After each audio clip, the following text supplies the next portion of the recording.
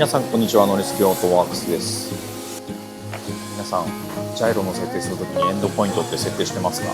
デュアルレートって設定してますか？大体の方は設定してるかなと思います。実はジャイロの原因と連動してるっていうことを知っている方は意外といなかったりするのかなというところで、今日は動画を撮ってみたいと思います。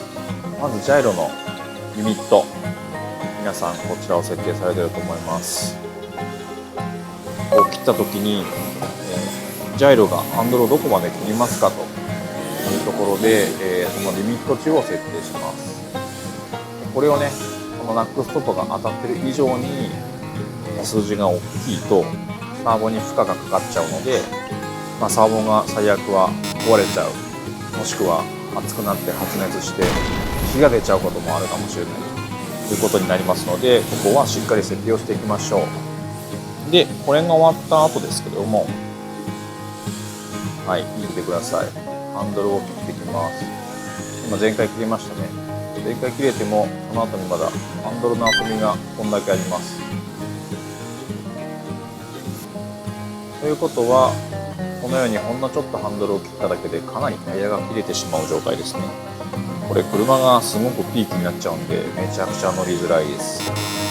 なので、これをなくすためにハンドルを、これプロポ全開切った時にハンドルが全開切れるようにエンドポイント、通称 EPA とも言いますけども、エンドポイント、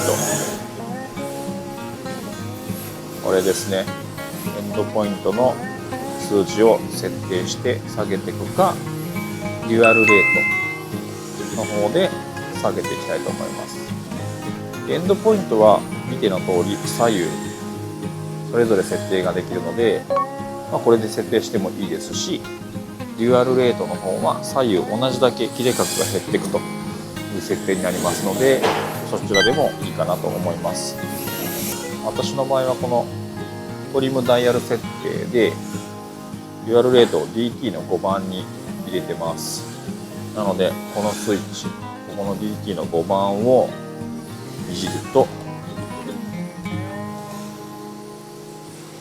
ここですね、デュアルレートの数字がこうやって下がっていきます。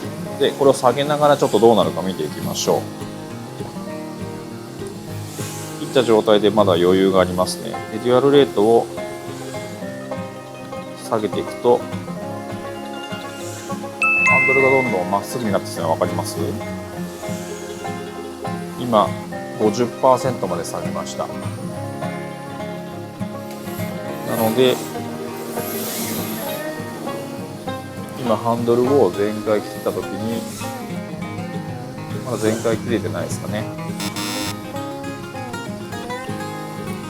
で、ちょっとずつデュアルレートを増やしていきます。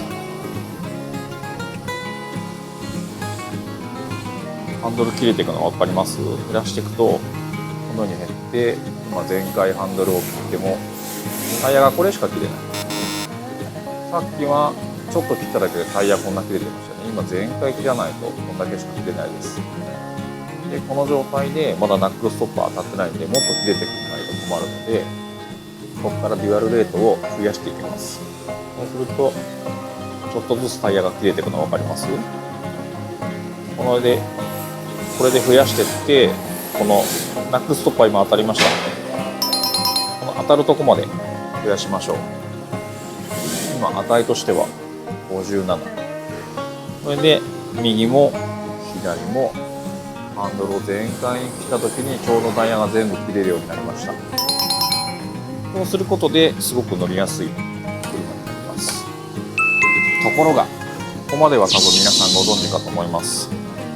全開切った状態でこのダイヤルをいじるとジャイロの原因が変わると思うんですけど、今私48で乗ってます。で、これをいじるとどうなるかって皆さん知ってます？ジャイロの設定するとき原因結構変えますよね。切った状態でちょっと切ります。少しだけ切った状態で原因を増やしていくとどうなるか分かります？タイヤが切れていくのは。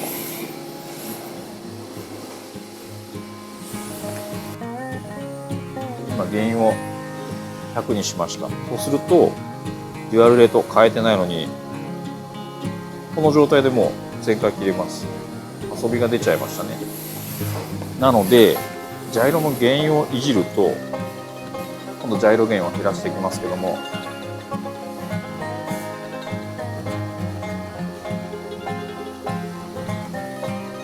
タイヤの切れ角がジャイロ減を回すと変わるんですね。なので、何が言いたいかっていうと、自分の使うジャイロ減、私の場合は48なんですけど、48にした状態でジャイロ減を合わせた後でデュアルレートとか PPA とかを設定しないとちゃんと設定できないということになります。でこれ意外と知らない人が多いみたいなんで動画にしたんですけども、これやるとかなり乗りやすくなるので、ぜひ皆さんやってみてください。はい、今日の動画は以上になります。最後までご視聴ありがとうございました。チャンネル登録と高評価もよろしくお願いします。じゃあねー。